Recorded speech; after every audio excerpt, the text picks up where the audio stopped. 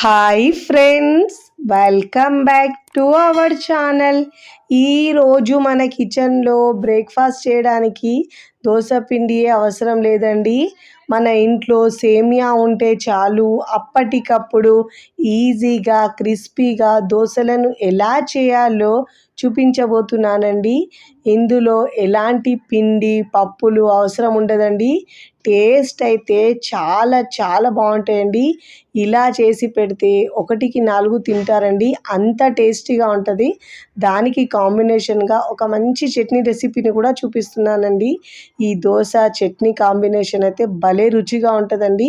ఒక్కసారి ఇలా చేసి పెడితే మళ్ళీ మళ్ళీ కావాలి అంటారండి, అంత రుచిగా చాలా బాగుంటాయి. మరి ఇక ఏమాత్రం ఆలస్యం చేయకుండా సేమియాతో టేస్టీగా దోశను ఎలా చేయాలో చూద్దాం రండి.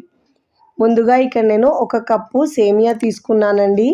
మీరు గ్లాసు, కప్పు, గిన్నె దేంతో అయినా తీసుకోవచ్చు. స్టవ్ మీద ప్యాన్ పెట్టుకొని కప్పు సేమియా వేసుకొని లో ఫ్లేమ్లో మంచిగా వేయించుకోవాలండి. ఒక 3 నుంచి 4 నిమిషాల పాటు ఇలా కలుపుతూ వేయించుకోవాలండి. ఆయిల్ ఏమి వేయకుండా వేయించుకోవాలి. ఇప్పుడు కాస్త సేమియా వేగిన తర్వాత 3/4 కప్పు సూజీ, బొంబాయి రవ్వ, ఉప్మా రవ్వ అంటారు కదండి, ఆ రవ్వ వేసుకొని దీన్ని కూడా ఒక 3-4 నిమిషాల పాటు లో ఫ్లేమ్లోనే వేయించుకోవాలండి. మాడితే టేస్ట్ మారిపోతుందండి. అందుకే ఇలా మిక్స్ చేసుకుంటూ మనం రోస్ట్ చేసుకోవాలండి.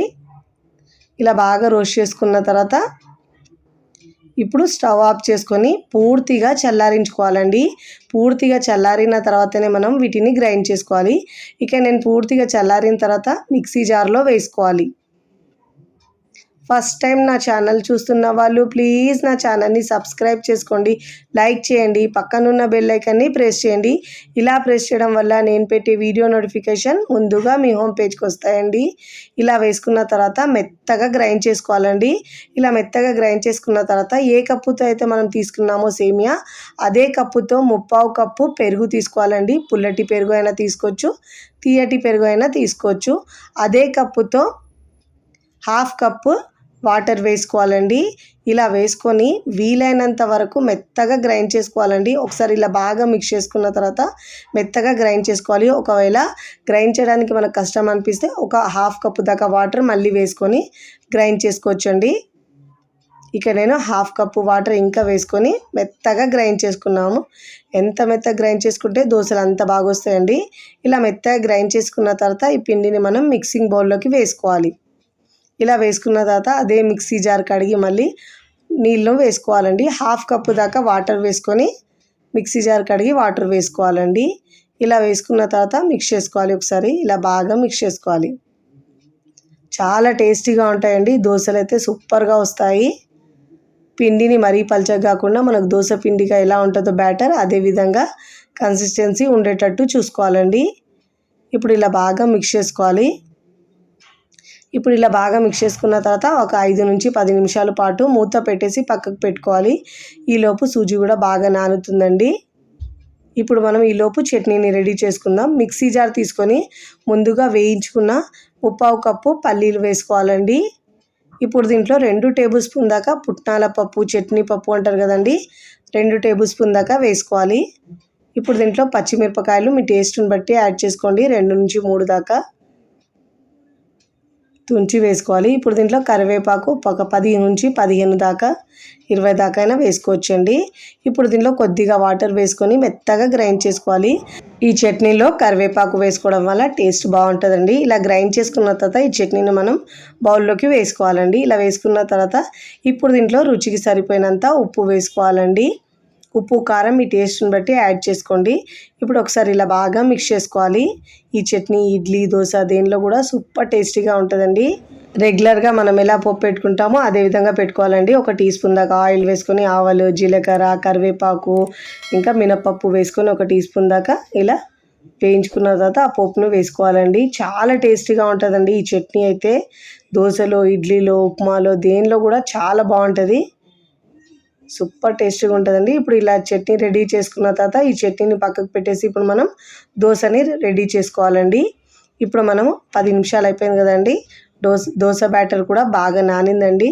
ఇప్పుడు దీంట్లో రుచికి సరిపోయినంత ఉప్పు వేసుకోవాలి. ఉప్పు వేసుకున్న తర్వాత దీంట్లో మనం ఇక్కడ ఇన్స్టెంట్గా చేస్తున్నాం కాబట్టి ఒక పావు టీ స్పూన్ దాకా వంట సోడా వేసుకోవాలండి. వంట సోడా లేని వాళ్ళు మీరు దీంట్లో ఈను అయినా వేసుకోవచ్చు. ఒక పావు టీ స్పూన్ దాకా వేసుకొని ఒక పావు టీ స్పూన్ దాకా వాటర్ కూడా వేసుకోవాలి. వేసుకొని ఇప్పుడు ఇలా బాగా మిక్స్ చేసుకోవాలి. ఇలా వంట సోడా వేసుకోవడం వల్ల పిండి బాగా పులిసి మంచిగా వస్తాయండి దోశలు అయితే. ఫ్లఫీగా అవుతుంది బ్యాటర్ మొత్తం. ఇప్పుడు ఇలా బాగా మిక్స్ చేసుకోవాలి. ఒక 2 నిమిషాల పాటు ఇలా బాగా కలుపుకోవాలండి. ఈ సోడా పిండిలో కలిపి మంచిగా దోశలు బాగా వస్తాయండి. చూడండి కన్సిస్టెన్సీ వీడియోలో చూపించిన విధంగా ఇలా ఉండాలి. ఇప్పుడు స్టవ్ మీద పెనం పెట్టుకొని ముందుగా వేడి చేసుకున్న తర్వాత స్టవ్ని సిమ్లో ఉంచేసి ఇలా వాటర్ చిలకరించి టిష్యూ పేపర్ లేదంటే క్లాత్తో బాగా తుడుచుకోవాలండి. తుడుచుకున్న తర్వాత స్టవ్ని సిమ్లో ఉంచి ఇప్పుడు దీనిపైన మనం దోశలు వేసుకోవాలండి. 2 గరిటెలు పిండి వేసుకొని మీకు వీలైనంత పల్చగా స్ప్రెడ్ చేసుకోవాలండి. ఒకవేళ మీకు క్రిస్పీ దోశలు కావాలంటే పల్చగా వేసుకోవాలి. ఎంత కావాలంటే అంత పల్చగా వస్తాయండి. మీకు సెట్ దోశలాగా మెత్తగా కావాలంటే మెత్తగైనా వేసుకోవచ్చండి, మీ ఇష్టం. చూడండి ఇలా వేసుకున్న తర్వాత మంటను మీడియం టు హై ఫ్లేమ్లో మంటను అడ్జస్ట్ చేసుకుంటూ పైన పిండి తడి ఆరిన తర్వాత ఒక 1/2 టీ స్పూన్ దాకా ఆయిల్ వేసుకొని మంచి గోల్డెన్ కలర్ వచ్చే వరకు దోశను కాల్చుకొని మీకు నచ్చిన విధంగా ఫోల్డ్ చేసుకొని ప్లేట్లోకి తీసుకోవాలండి. చాలా చాలా టేస్టీగా ఉంటాయండి దోశలు అయితే. ఇప్పుడు ఇలా ఫోల్డ్ చేసుకొని ప్లేట్లోకి తీసుకోవాలి. చూస్తుంటేనే సూపర్ టేస్టీగా ఉంటాయండి. చూస్తుంటేనే ఎప్పుడెప్పుడు తినాలనిపిస్తాయి, అంత బాగుంటాయండి. చూడండి ఇలా క్రిస్పీగా కాల్చుకొని ప్లేట్లోకి తీసుకోవాలి. ఇదే విధంగా నేను మరొకటి వేసి చూపిస్తున్నాను.